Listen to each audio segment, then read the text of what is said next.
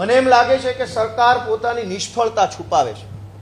જો ગુજરાતની વિધાનસભાનું લાઈવ થાય તો સરકારમાં કેવા કેવા માણસો બેઠા છે, એની શું આવડત છે, એનો શું અનુભવ છે, એની શું માનસિકતા છે, એની કામ કરવા માટેની કેવડી દાનત અને કેટલી બદદાનત છે, આ બધો જ ખેલ કેમેરાના માધ્યમથી ગુજરાતની જનતા સુધી પહોંચી જાય એવું લાગે છે. અને એટલે પોતાની બદદાનત છુપાવવા, અણઆવડત છુપાવવા, તાનાશાહી ભર્યું વલણ છુપાવવા, કેમ કે ગુજરાતની વિધાનસભામાં ભાજપની બહુ મોટી બહુમતી છે.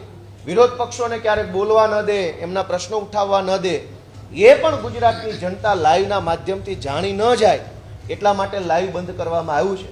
આજે મારે તો એટલું કહેવું છે કે અમેરિકાની સંસદ પણ ગુજરાતમાં લાઈવ જોઈ શકાય છે. દુનિયાના બધા કેનેડા, ઓસ્ટ્રેલિયા, જાપાનની સંસદમાં શું થાય છે, house of common, house of people, house of લોર્ડ્સમાં શું થાય છે એ અહીંયા જોઈ શકાય છે. પણ ગુજરાતમાં શું થાય છે આપણે નથી જોઈ શકતા. અમેરિકન સેનેટમાં શું થયું, કેનેડાની સેનેટમાં શું થયું, એ બધું જ લાઈવ જોવા મળશે. આખી દુનિયાનું કોઈ પણ બાબત લાઈવ જોવા મળશે. ઇવન ચંદ્ર ઉપર ગયેલા અવકાશ યાત્રીઓએ ચંદ્ર ઉપર શું શું જોયું એ પણ લાઈવ કેમેરાના માધ્યમથી જોઈ શકીએ છીએ. સરકાર રોકેટ છોડે, ઉપગ્રહ છોડે, સેટેલાઇટ છોડે, એ પણ આપણે લાઈવ જોઈ શકીએ છીએ. બસ આપણે મત આપીએ જે ધારાસભ્યને, એ ધારાસભ્ય શું કરે છે એ લાઈવ નહીં જોઈ શકાય. તો હેલો નમસ્કાર મિત્રો, જય જોહાર, જય આદિવાસી. રાજુ કરપડાને એવું કહ્યું છે કે મારા ખેડૂતોનો જે મુદ્દા છે એનો એવા જ સ્વીકારે ભાજપ, તો એમાં હું જોડાઈ જાય 1 કલાકની અંદર. તો રાજુ કરપડાને તમે વિડીયો જોઈ શકો છો. હું તો એ કહું છું, મારા ખેડૂતો માટેના મુદ્દાઓ છે એ જો ભાજપ સ્વીકારે તો 1 જ કલાકમાં જોડાઈ જવાનો છે. મારે કોઈને પૂછવા નથી જવાનું. 30 વર્ષથી ભાજપનું શાસન છે રાજ્યમાં. ખેડૂત માટે એણે ખૂબ સારા કામ કર્યા છે એવું તમને લાગે છે? બિલકુલ નથી લાગતું.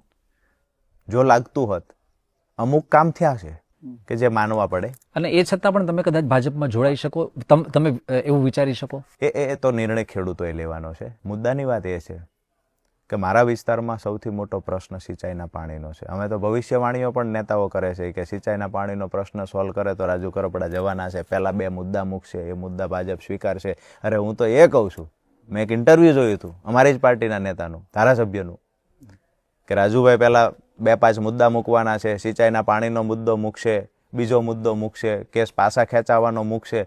અરે હું તો બીબીસીના માધ્યમથી એ પણ કહું છું ને કે મારા 5 મુદ્દા મૂકેલા એ સ્વીકારી લેતા હોય તો હું 1 કલાકમાં જોડાઈ જવાનો છે. મારા ખેડૂતો માટેના મુદ્દાઓ છે એ જો ભાજપ સ્વીકારે તો 1 જ કલાકમાં જોડાઈ જવાનો છે. મારે કોઈને પૂછવા નથી જવાનું.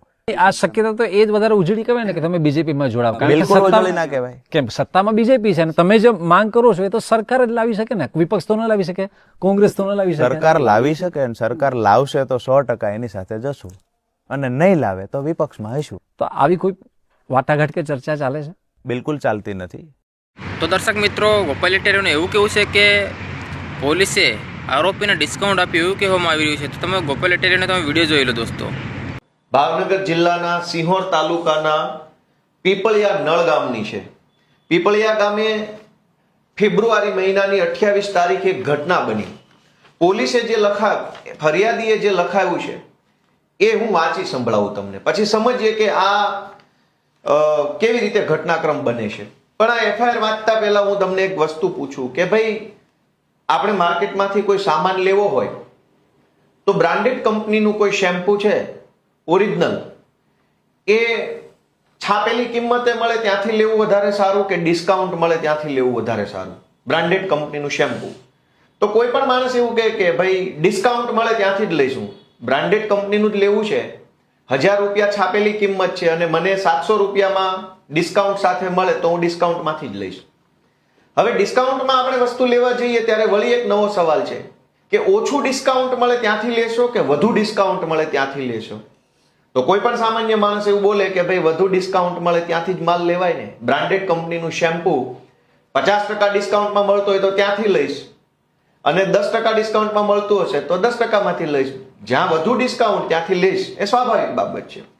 ગુજરાતમાં ભાજપની સરકાર, ભાજપના નેતાઓ અને ભાજપની સાથે મળેલા કેટલાક ગળામાં પટ્ટો પહેરેલા પોલીસના અધિકારીઓ, આ ત્રણેય ભેગા મળી અને ગુજરાતની તમામ ઘટનાઓમાં આરોપીઓને ડિસ્કાઉન્ટ આપે છે.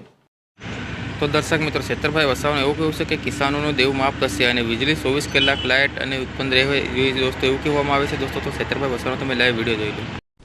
ગુજરાત વિધાનસભામાં માન્ય નાણામંત્રી કનુભાઈ દેસાઈ દ્વારા 2026-27નું બજેટ રજૂ થવા જઈ રહેલું છે, ત્યારે અમને આ બજેટમાં એવી અપેક્ષાઓ છે કે ગુજરાતના ખેડૂતોનું દેવું માફ થશે, સાથે સાથે ખેડૂતોને ખેતીવાડી સિંચાઈ માટે ખેતીવાડી વીજળી 24 કલાક મુક્ત આપવામાં આવશે, ઘર વપરાશની વીજળી 300 યુનિટ સુધી ફ્રી આપવામાં આવશે, સાથે સાથે સિંચાઈ હોય, શિક્ષણ હોય, સરકારી વિભાગમાં તમામ જગ્યાએ 11 માસના કરાર આધારિત જેટલા પણ કર્મચારીઓ છે એમને કાયમી કરવાની આજના બજેટમાં જાહેરાત થશે એવી અમને અપેક્ષાઓ છે.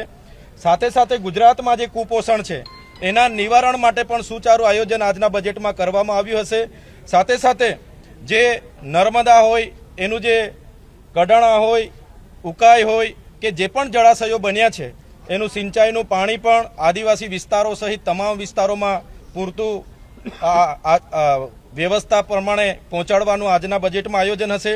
સાથે સાથે જે ગ્રામ્ય વિસ્તારમાં ઘરનું ઘર વિહોણા કેટલાક લોકો છે એમને ઘરનું ઘર મળે, શહેરી વિસ્તારની જેમ 3,50,000 એમના માટે સહાયની વ્યવસ્થા કરવામાં આવશે એવી અમને અપેક્ષાઓ છે. સાથે સાથે શ્રમિકો હોય, આંગણવાડી વર્કરો હોય, આશા વર્કરો હોય, જીઆરડીસીના કર્મચારી હોય, બધા જ લોકોને, ગુજરાતના આદિવાસી હોય, દલિત હોય, પીછડા હોય, ઓબીસી હોય, તમામ વર્ગના લોકોને આજના બજેટમાં મોંઘવારીથી રાહતનો અહેસાસ થશે એવી સરકાર જાહેરાત કરે એવી અમને સૌને અપેક્ષાઓ છે.